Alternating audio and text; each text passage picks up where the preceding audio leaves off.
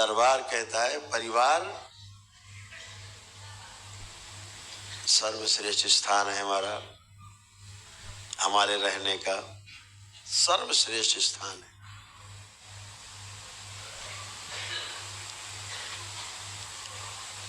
परिवार में रोज परीक्षा होती है। परिवार एक ऐसा स्थान है जहां आप रोज परीक्षा दे सकते हो, अपने अंक स्वयं जांच सकते हो कि भाई हमने ऐसा किया, परिवार के लोग हमसे सुखी हैं कि दुखी हैं, जांच लो। तुम नहीं जांच पाओ तो शाम तक पत्नी बताई देगी कि दुखी है कि सुखी है। परीक्षा फल आपके सामने।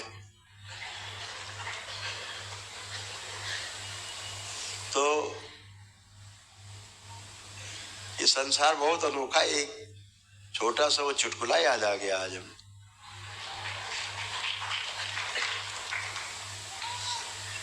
संसार की जो सबसे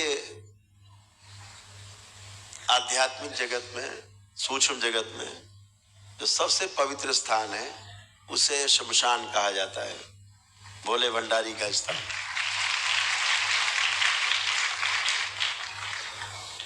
और भौतिक जगत में जो सबसे सुंदर स्थान कहा जाता है, जो भौतिक जगत में सबसे सुंदर स्थान जहां कोई समस्या नहीं, उसे पागल खाना कहा जाता है।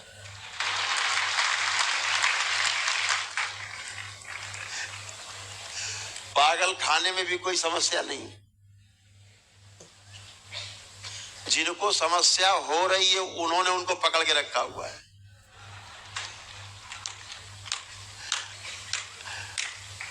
पागलों को कोई समस्या नहीं है, होती भी नहीं। कपड़े हो तो राजी, नहीं है तो भी राजी।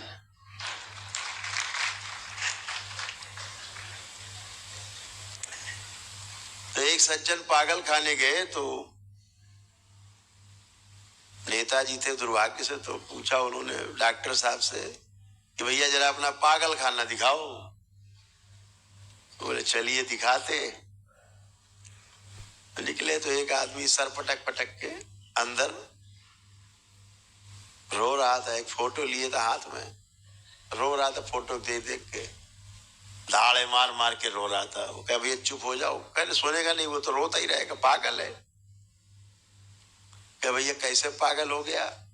इसने कहा जो डॉक्टर साहब ने कि भाई जो ये फोटो लिए है इसके साथ विवाह करना चाहता था। बोले फिर? बोले नहीं कर पाया, नहीं हुआ। तो उस वियोग में ये बेचारा पागल हो गया है। अच्छा आगे बढ़िए। आगे बढ़े, अगले वाले दड़बे में दूसरे पागल साहब थे, वो भी रो रहे थे, चिल्ला चिल्ला खोपड़ी पटक के। बोले इन्हें क्या हुआ? बोले नेताजी ये वो हैं जो पीछे वाले रो रहे हैं, जिनके लिए उनकी शादी हो गई इनसे।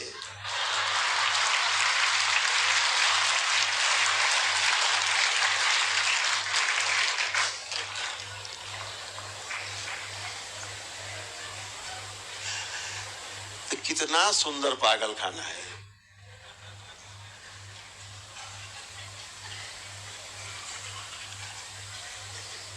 गृहस्थी ऐसा ही पागल खाना है।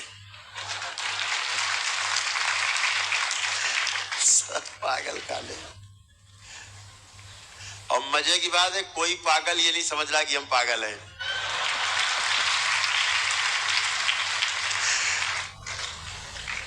हर पागल दूसरे को पागल समझ रहा है।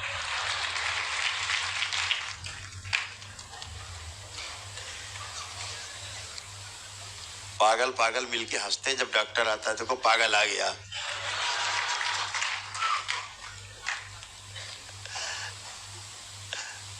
अद्भुत है परिवार।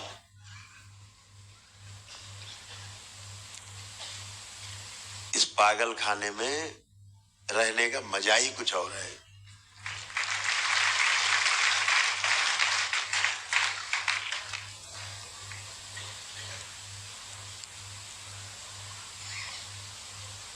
जब स्मृतियां नष्ट होती हैं, यही पागल खाना स्वर्ग बन जाता है यार।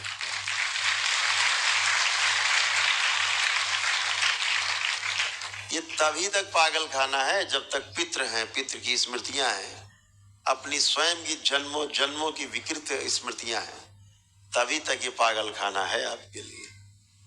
और जैसे ही ये सब नष्ट होता है फिर आप पागलों के डॉक्टर बन जाते हैं, फिर स्वर्ग बन जाता है आपके लिए। इसीलिए तमाम गुरुकुल बने, इस मनुष्य को सजाने के लिए आचरण से। ब्रह्मचर्य आश्रम में, पहले गुरुकुल ब्रह्मचर्य आश्रम में भेजा जाता था, कठोर प्रशिक्षण से गुजारा जाता था। ऐसी परंपरा थी कि 20-25 वर्ष कठोर प्रशिक्षण से गुजारते थे। जब उसमें वो पास हो जाता था तब उसे गृहस्थ जीवन में प्रवेश की अनुमति मिलती थी। 25 साल का प्रशिक्षण, तब गृहस्थ जीवन में प्रवेश, और तब जीवन सुखमय होता था, स्वर्ग से सुंदर होता था घर। आज पागल खाने बन गए घर। हर घर में दुख, बीमारियां,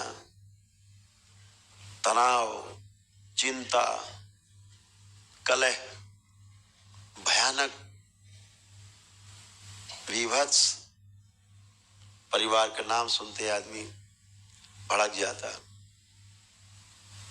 पूरी दुनिया की हालत हो गई है पागल खाने जैसी।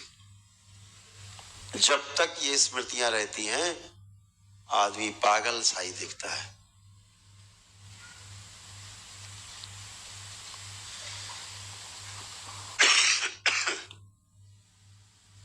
कहना कुछ चाहता आदमी, कहे कुछ जाता है।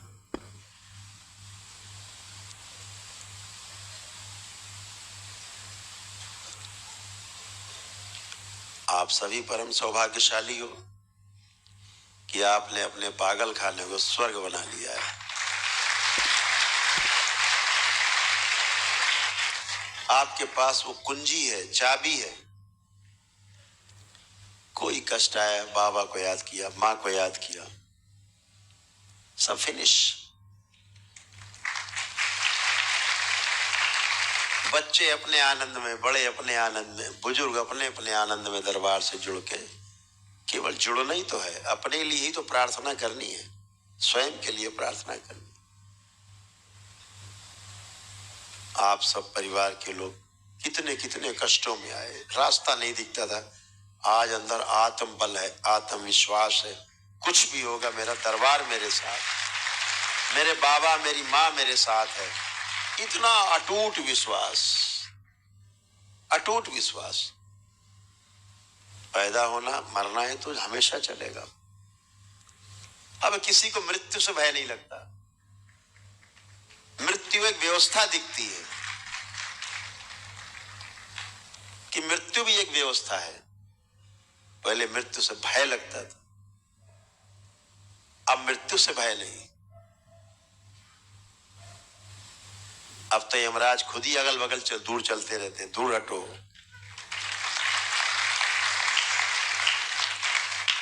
इधर अकाल मृत्यु वाला जुगाड़ नहीं है।